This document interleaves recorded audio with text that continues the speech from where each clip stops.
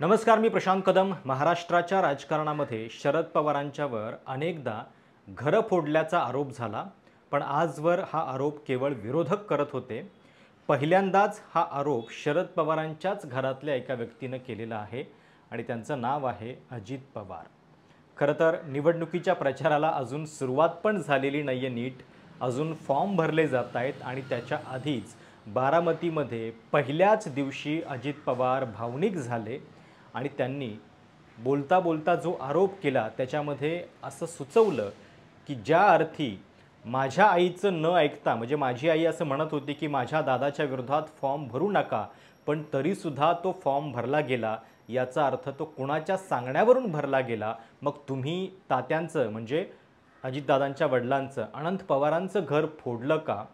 हा आरोप त्यांनी पहिल्याच दिवशी केलेला आहे। थोडासा कॉम्प्लिकेटेड आरोप आहे, पण नीट समजून घ्या की शरद पवारांच्यावरती पवार कुटुंबातलीच एक व्यक्ती हा आरोप करते आहे। खरं तर हेच दादा लोकसभा निवडणुकीच्या वेळी सातत्यानं असं म्हणत होते की काही लोक भावनिक होतील, रडतील, तुम्हाला इमोशनली ब्लॅकमेल करण्याचा प्रयत्न करतील, पण तुम्ही केवळ आणि केवळ विकासाकडे लक्ष द्या।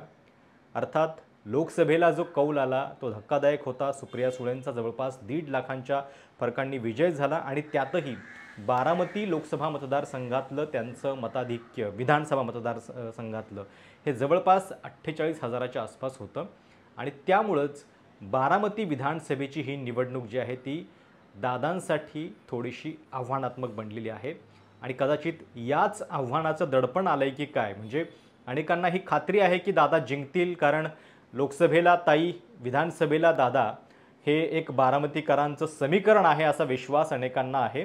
पण एक लक्षात घ्या की ही लढाई युगेंद्र पवार विरुद्ध अजित पवार अशी नाहीलेली नाही आहे। युगेंद्र पवार जरी उमेदवार असले आणि दादांच्या तुलनेत ते खूप नवखे असले, त्यांना कुठल्याही आजवर सक्रिय राजकारणाचा अनुभव नसला, तरी तो निर्णय जो आहे तो शरद पवारांचा आहे आणि त्यामुळं ही लढाई शरद पवार विरुद्ध अजित पवार आहे। बारामतीमध्ये अर्ज भरताना पहिल्याच दिवशी अजित पवार कसे भावनिक झाले हे आधी ऐका। आई सांगते की फॉर्म भरू नका माझ्या दादाच्या विरोधात।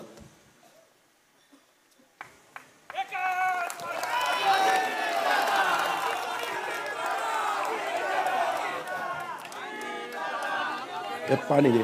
ह्या पद्धतीनं जे काही चाललंय हे बरोबर नाही। मग मोठ्या व्यक्तींनी तर त्याच्यामध्ये सांगायला पाहिजे होतं। आता फॉर्म कुणी भरायला सांगितला? वरमाणे साहेबांनी सांगितला, म्हणजे मग साहेबांनी आमचं तात्यासाहेबांचं घर फोडलं का? आम्ही जीवाला जीव देणारी माणसं आहेत। या सगळ्या संदर्भात मला एवढंच सांगायचं की इतक्या खालच्या पातळीवर राजकारण आणू नये। घरं एकोपा राहायला पिढ्यानपिढ्या जातात, तुटायला वेळ लागत नाही। आज मला सगळ्यांना सांगायचं आहे की एकंदरीतच आपल्याला आपला विकास करून घ्यायचा आहे। घरातलं भांडण 4 भिंतीच्या आत झालं पाहिजे, चव्हाट्यावर आणण्याचं काही कारण नाही। त्याच्या संदर्भामध्ये एकदा दरी पडली तर ती साधायला कुणी दुसरं येऊ शकत नाही। साहजिक आहे की बारामतीमध्ये निकाल काय लागेल याची उत्सुकता सगळ्या राज्याला तर आहेच, पण त्याच्यापेक्षा जास्त उत्सुकता याही गोष्टीची असेल की आता प्रचारामध्ये नेमकी वक्तव्य काय होणार आहे। कारण लोकसभा निवडणुकीच्या निकालानंतर घरातला उमेदवार देणं ही आपली चूक होती असं अजित पवार बोलून गेले। अर्थात त्यांना या गोष्टीची कल्पना होती की पुन्हा विधानसभेला आपल्या विरोधात घरातलाच उमेदवार असणार आहे आणि म्हणून त्याच्या आधीच त्यांनी कदाचित ही एक कबुली देऊन सिंपथी थोडीशी आपल्या बाजूने की आपणच सगळ्या गोष्टी करतोय हा मेसेज जाऊ नये याच्यासाठीची एक तजवीज केलेली होती। दुसरी गोष्ट म्हणजे बारामतीकरांना त्यांनी इमोशनली ब्लॅकमेल करायला पण सुरुवात केलेली होती। मी बारामतीतनं आता सोडून जातो, म्हणजे बारामतीकरांना नवीन आमदार मिळायला पाहिजे, माझ्या आणि त्याच्या कामाची तुलना एकदा होऊन जाऊ द्या, असं एक प्रकारे सुचवून बारामतीकरांना ते इमॅजिन करायला लावत होते की मी नसेल बारामतीचा आमदार तर काय होईल। अर्थात अजित पवारांनी म्हणजे चर्चा खूप झाल्या की ते खरोखर बारामती सोडतील का, इतर मतदारसंघातून लढतील का, पण तसं काही झालं नाही आणि शेवटी बारामती विधानसभा मतदारसंघामध्येच ते लढताना दिसत आहेत। आता साहजिक आहे की युगेंद्र पवार हे त्यांच्या विरोधातले उमेदवार हे त्यांचे सख्खे पुतणे आहेत. ज्यावेळी अजित पवार असं म्हणाले की आई असं म्हणाली आणि माझ्या दादाच्या विरोधात उमेदवार देऊ नका वगैरे, त्याच्यानंतर साहजिक आहे की थेट श्रीनिवास पवारांनीच हे विधान खोडून काढलं. ते अजित पवारांचे सख्खे धाकटे बंधू आहेत आणि त्यांनी हे विधान दादांत खोटं असल्याचं सांगितलं आणि एक प्रकारे ते दादांच्या या विधानावरती भडकले. पण आता युगेंद्र पवार यांच्या बाजूनं शरद पवार उभे असताना दादांच्या समोरची आव्हानं जी आहेत ती साहजिकच मोठी आहेत. आणि एकतर पवार या आडनावामुळं ज्या ज्या गोष्टी अजित पवारांना आजवर मिळालेल्या आहेत त्या गोष्टींचं भान जे आहे ते खरं तर त्यांनीही ठेवायला पाहिजे होतं. आणि या सगळ्या लढाईमध्ये अजित पवारांचं नेतृत्व हे एक प्रकारे उघडं पण झालं, कारण शरद पवार असताना अनेक गोष्टी सांभाळून घेतल्या जात होत्या. अजित पवारांना एक वेगळा फ्रीडम होता आणि त्यामुळं त्यांची जी एक दादा स्टाईल होती ज्याचे आपण सगळे फॅन होतो ती पाहायला मिळत होती. पण गेल्या काही दिवसांपासून असे बदललेले दादा जे आहेत ते आपल्याला पाहायला मिळत आहेत. म्हणजे पक्ष फुटल्यानंतर ज्यावेळी पहिला एक निर्णय घ्यायची वेळ आलेली होती राज्यसभेवरती कुणाला पाठवायचं, त्यावेळी अजित पवारांनी आपल्या पत्नी ज्या बारामती लोकसभा मतदारसंघातून पराभूत झाल्या त्या सुनेत्रा पवारांना राज्यसभेची संधी दिली. आता पवार कुटुंबामध्ये ऑलरेडी इतके सगळे लोकप्रतिनिधी आहेत आणि त्याच्यामध्ये आपल्या पराभूत पत्नीला सुद्धा त्यांनी राज्यसभेवरती पाठवलं. त्यामुळं पक्ष चालवतानाची कसरत काय असते याचा अनुभव कदाचित आता अजित पवार गेल्या काही दिवसांपासून घेत आहेत. आणि म्हणूनच जे अजितदादा लोकसभेच्या वेळी टिंगलटवाळी करत होते, म्हणजे रोहित पवारांच्याबद्दल ते नेमकं काय म्हणाले होते ते एकदा बघा.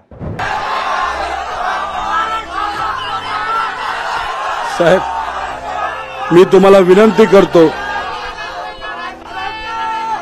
हे जे वक्तव्य तुम्ही केलं ते कृपा करून तुम्ही परत करू नका.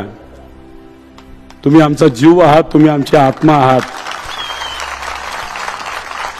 मी तुम्हाला सांगितलं होतं शेवटच्या सभेत कोणीतरी काहीतरी भावनिक करण्याचा प्रयत्न करतील. हे का हे आमच्या एका पट्ट्यांनी डोळ्यातनं पाणी काढून दाखवलं, मग मी पण दाखवतो. हे मला मतदान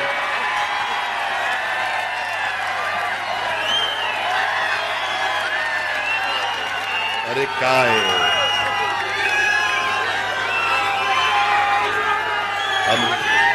हो का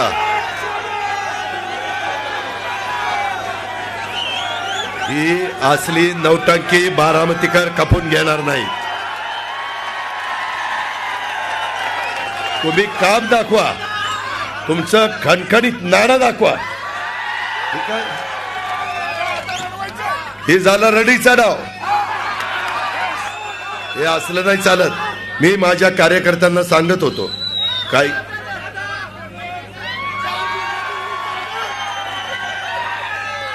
मी तुम्हाला सगळ्यांना सांगत होतो की काही जण ते करणार. अरे यांना जिल्हा परिषदेची तिकीट मी दिली, गळ्याच्या खोटं बोलत नाही. साहेबांनी सांगितलं अजिबात देऊ नको, मी साहेबाचं ऐकलं नाही, त्याला तिकीट दिलं. त्यानंतर तो म्हणला हडपसरला उभं राहायचं. म्हणलं तिथं नाही देणार तुला, चेतनची आम्ही तयारी करतोय, तू कर्जत जामखेडला जा, तिथं आम्ही सगळे प्रयत्न करू, मदत करू. रे त्याच्यामध्ये ह्या पद्धतीनं आणि आज तुम्ही माझ्यावर आता आम्ही तुम्हाला राजकारणाचे बाळकडू पाजलेले आहेत, दाखवलेले आहे आणि तुम्ही आमच्यावर टीका करता. अरे तुझ्यापेक्षा कितीतरी जास्त उन्हाळे पावसाळी मी बघितलेले आहेत. त्याच्यामुळं आता असं भावनिक होणं हा काही शरद पवारांचा स्वभाव नाहीये. म्हणजे इतक्या सगळ्या गोष्टी घडल्यानंतर सुद्धा ते केवळ आपलं काम करत गेलेले आहेत. आणि लोकसभेच्या वेळी असं वाटलं होतं की कदाचित शरद पवार शेवटच्या सभेमध्ये वगैरे एखादं भावनिक विधान करतील, पण तसं काही झालं नाही.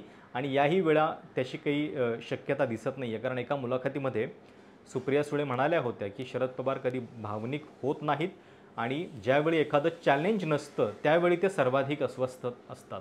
म्हणजे आव्हानांशी खेळायला त्यांना आवडतं. त्यामुळे आता बारामती मतदारसंघातलं हे आव्हान ते नेमकं कसं पेलणार आहेत, काय होणार आहे, कुणाचा पराभव होणार आहे. कारण एक लक्षात घ्या की शरद पवार ज्यावेळी विजयाची खात्री असते त्याच वेळी त्या निवडणुकीमध्ये उतरत असतात. आता जर युगेंद्र यांना त्यांनी उतरवलं असेल तर ते पराभूत होण्यासाठी उतरवलं आहे का, आणि जरी उतरवलं असेल तर त्याच्या पाठीमागची त्यांची कॅल्क्युलेशन्स काय असतील.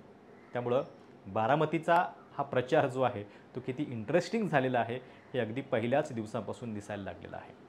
जाता जाता अजून एका रडण्याची आपल्याला दखल घ्यावी लागेल. अजित पवारांच्या या भावनिक होण्याची जशी काल चर्चा झाली तशीच काल चर्चा झाली ती श्रीनिवास वनगा यांची. गुवाहाटीमध्ये शिंदेंच्या सोबत ते गेलेले होते. खरं तर लोकसभेच्या वेळी उद्धव ठाकरे या त्यांच्या जागेसाठी भाजपसोबत भांडलेले होते, त्यांना खासदारकी मिळवून दिलेली होती. पण नंतर ज्यावेळी हे सगळं बंड घडलं त्यावेळी वनगा जे आहेत ते शिंदेंच्या सोबत गेले आणि गुवाहाटीमध्ये अगदी आपल्याला ज्यावेळी उद्धव ठाकरेंचं सरकार पडलं त्यावेळी टेबलवर डान्स करताना देखील दिसलेले होते. काल मात्र ते अचानकपणे त्यांच्या डोळ्यात अश्रू आले आणि आपलं तिकीट कापलं म्हणून त्यांनी थेट शिंदेंच्यावरती आरोप करायला सुरुवात केली आणि उद्धव ठाकरे हे देवासारखे माणूस आहेत, मी त्यांच्याबद्दल चुकीचं वागलो असं ते म्हणायला लागले. त्यामुळं महाराष्ट्राच्या राजकारणामध्ये हे जे घडतंय त्या मालिकेमध्ये आता रडण्याचा पुढचा नंबर कोणाचा असणार आहे हे आपल्याला बघावं लागेल. तुम्हाला या सगळ्याबद्दल काय वाटतंय, तुमच्या कमेंट्स प्रतिक्रिया कळवायला विसरू नका. चॅनल सबस्क्राईब देखील करा. धन्यवाद.